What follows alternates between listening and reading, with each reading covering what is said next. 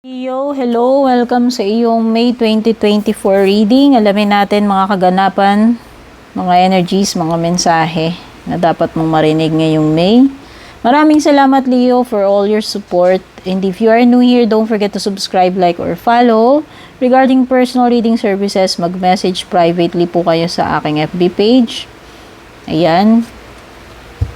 Of course, during business hours po, nakalagay po yan sa aking page. Do not expect na maura-urada makakasagot po ako kasi hindi po ako laging tututok sa chat. Meron din po ako mga ibang ginagawa. Okay? Ayan. Lahat ng details, impormasyon nakalagay, nakasulat sa description below.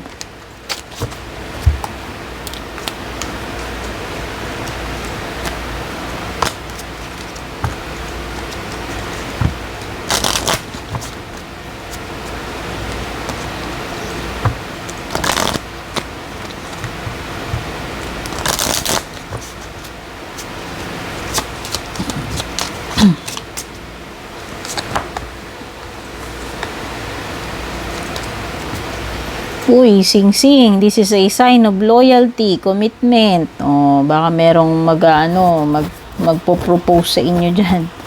Oh, romantic man yan o hindi, may proposal, may pag-aalok. Pwedeng kontrata, relationship, partnership, promise, oh.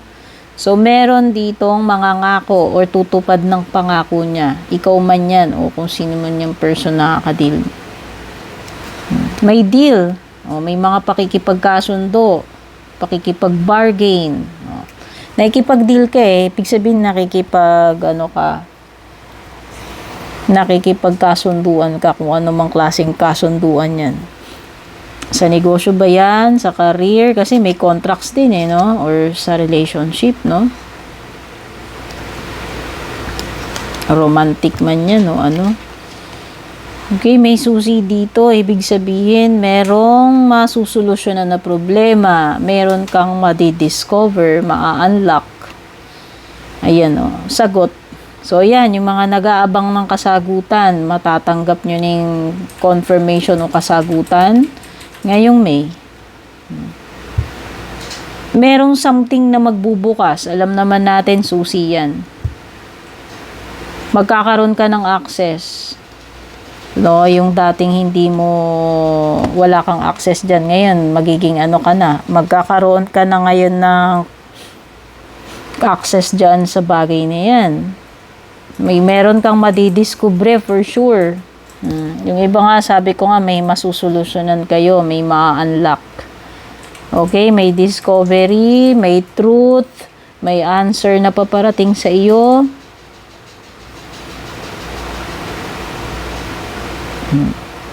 O, yung iba dito, may matutuklasan kayo, no? Pwedeng sikreto, may malalaman, mababalitaan. So, meron kayong discovery, kung ano man itong madidiscover ninyo.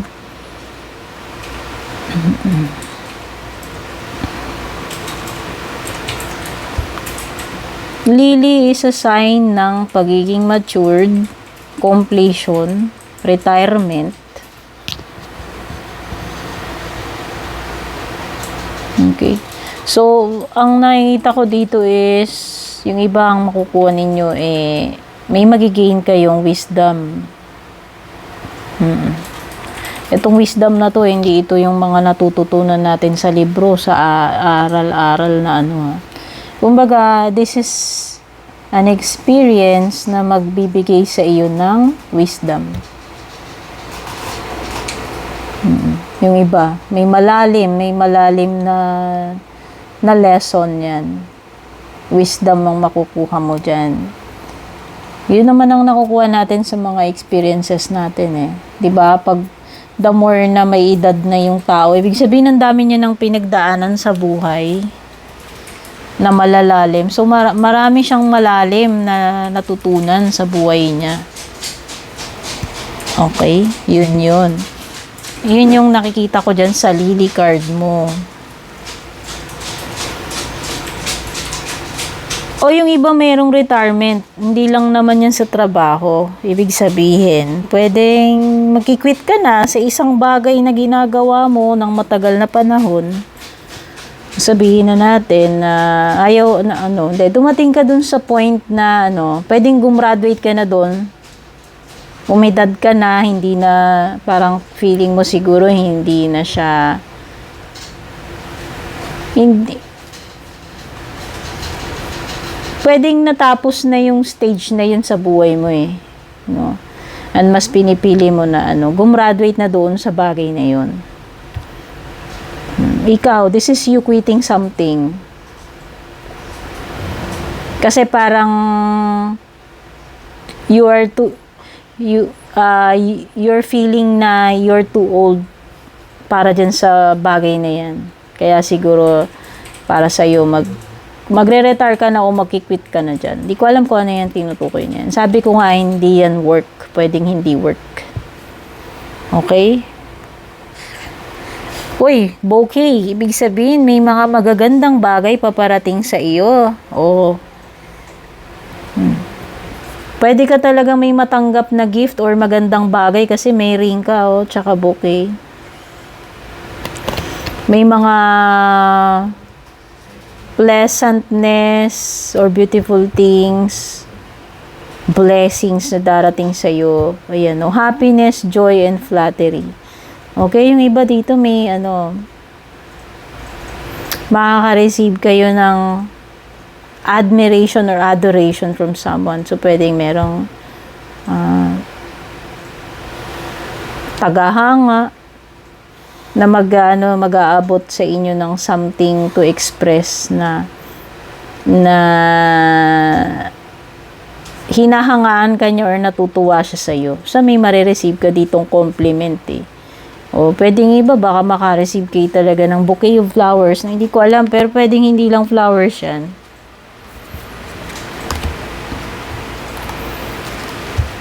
Kumbaga, you will receive something na mafe-feel mo na you are special para ma-receive mo yung bagay na yan. It's a sign na parang, you are special, kaya deserve mo to, kaya ibibigay ko sa'yo to. Yun yung matatanggap mo, Leo.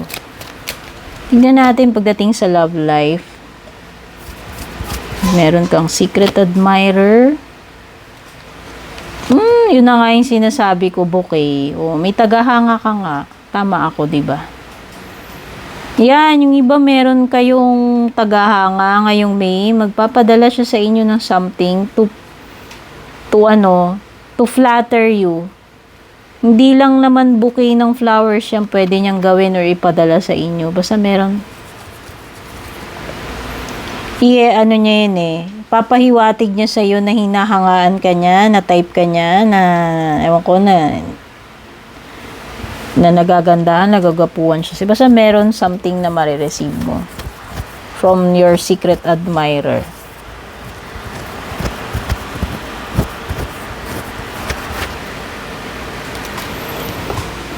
Okay, yung iba dito, kung meron kayong marireceive na compliment, flattery, or gift, or flowers from someone na nagkakagusto sa inyo, na attract sa inyo, tagahanga ninyo. Yung iba naman makakaranas kayo ng ghosting. Ngayong May. Hindi ko alam kung kayo tong manggo-ghost o kayo yung i-ghost. No, meron ditong missing in action na person. Wala, absent. Absent siya ngayong May. Pwedeng hindi magpaparamdam sa'yo, bigla na lang nawalang parang bula. Missing in action yung person na yan, kung sino man yan. O, diba, may lily, may inner growth. Pwedeng iba dito, dumarating kayo sa point na nagle-level up yung understanding ninyo or yung mga connections ninyo, lalo na pagdating sa love life. Nagiging mas malalim yung ninyo, yung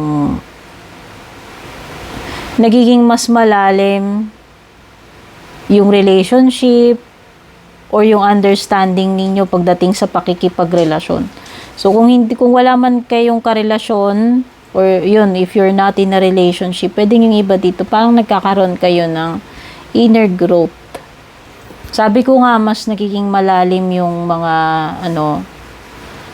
yung mga paniniwala ninyo, standards ninyo pagdating sa pakikipagrelasyon. no? Para kayong ano diyan, nagle-level up. Okay? Para sa mga may ka-connect, may ka-relasyon, ayun, nagle-level up yung relationship ninyo. Pwedeng ganun. Mas nagiging, alam mo na yung hindi na relasyon ng mga bata-bata, yung talagang mas malalim na. No?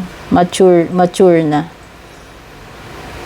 Or pwedeng may mga pinagdaanan kayo ng person mo na parang mas lalong naging matatag yung relationship ninyo. Mas lalong naging malalim dahil dun sa mga pinagdaanan ninyo. So, yan nga yung May. Okay, yung iba dito, ang focus ninyo is pwedeng iba, wala kayong jowa. Ang focus ninyo is career ninyo, negosyo ninyo. Yun yung binibigyan ninyo ng attention, hindi jowa, hindi love life. Pwedeng yung iba ang focus ninyo, finances, kabuhayan, career, negosyo, sa sarili ninyo, self-development, etc. Pwedeng yung iba namang couples dito, mag-asawa, mag-jowa, o pwedeng yung iba naman ang goal ninyo is makaipon. Paano palaguin yung finances ninyo? Yung iba dito, nagtutulungan. Pwedeng iba may mga pinag-iipunan. O yung iba, pwede naman kayo nagkakaroon ng challenges, no? Pwede yung iba ditong couples, mag-asawa, mag-jowa, pwedeng ang problema nyo naman ay pinansyal. Okay, iba-iba eh. Kasi collective reading to. Kung ano naman po yung tumutugma sa inyo, yun na lang yung kunin ninyo.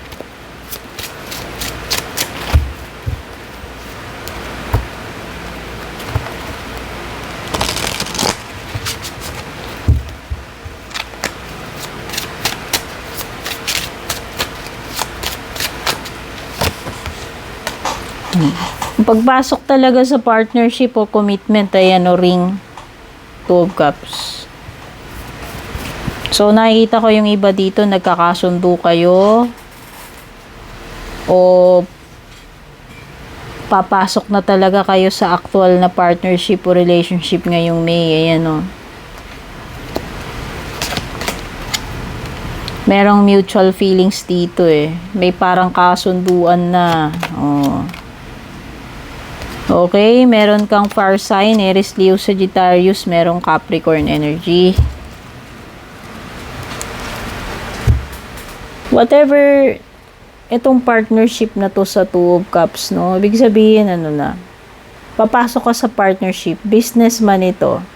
Ibig sabihin, may opportunity dito na maging magkasama kayo, maging magjowa or business partner, yan. Pwedeng iba, ito ay possibility ng bagong contract, bagong trabaho.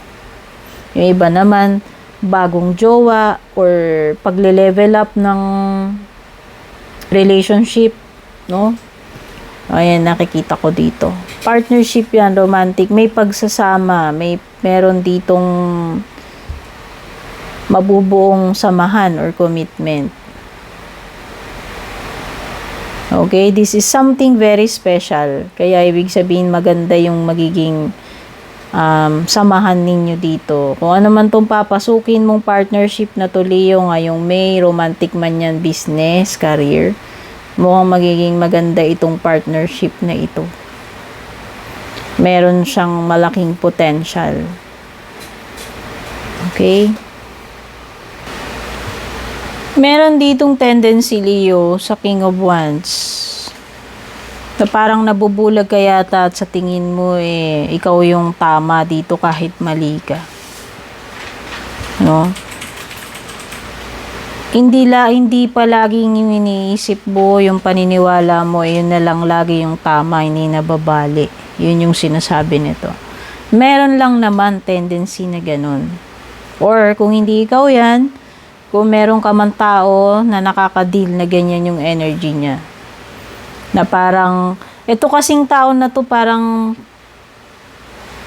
inisip niya lagi siya tama, na yung paraan lang niya yung tama, yung acceptable, or yung paraan lang niya yung the only way, no? Kumbaga,